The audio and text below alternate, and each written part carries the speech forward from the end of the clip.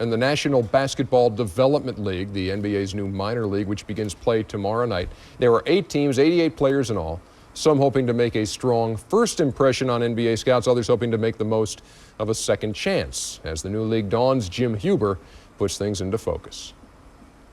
Picture this, Suwanee, Georgia, a half-hour north of Atlanta, teetering on the edge of a small mountain range. Sleepy, quiet, now the birthplace of dreams. Over 200 young athletes competing for 88 roster spots on 8 brand new teams at the inaugural NBA Developmental League.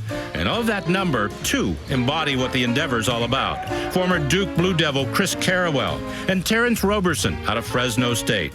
Both have tasted the big time and now burn to get back to it. You know, I got drafted by San Antonio, and you know, I got to experience a training camp playing with David Roberson and Tim Duncan, and I was so close. And you know, it's just, hey, I think I belong.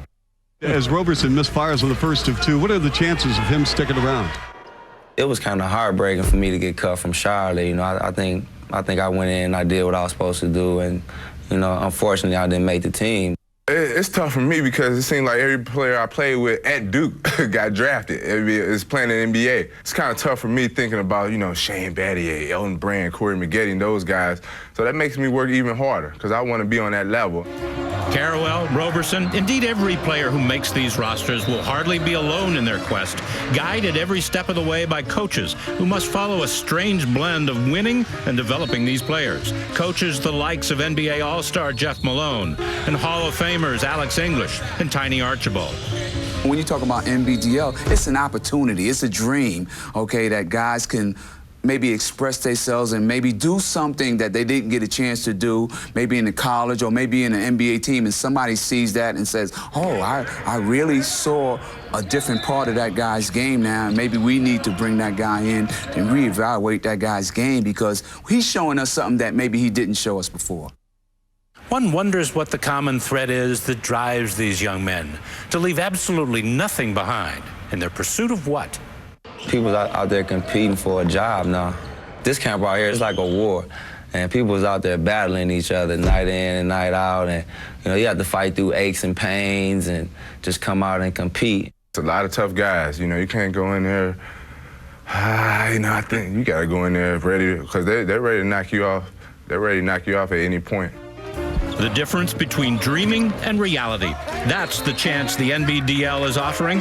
Those who make these rosters won't make much money, won't travel in luxury, won't hear the cries of oversold arenas. That is all in the development. It only takes one team to, hey, you know, we like that guy and we want to bring him up. That's all it takes. Here are some of the names that you may recognize. Eric Chenoweth was drafted by the New York Knicks. And some of the cities, they're going to, Dwayne Schientz's surfaces in Mobile. Look where these teams are in Greenville, Mobile, Asheville, Charleston, Roanoke, around the South, 8 teams. And they begin play tomorrow night. It's opening night for the NBDL. I think it's a good idea. I think it's great guys can learn to play the game because you can't get better unless you play. The only problem I think they should have all these guys who come out of high school playing in that league.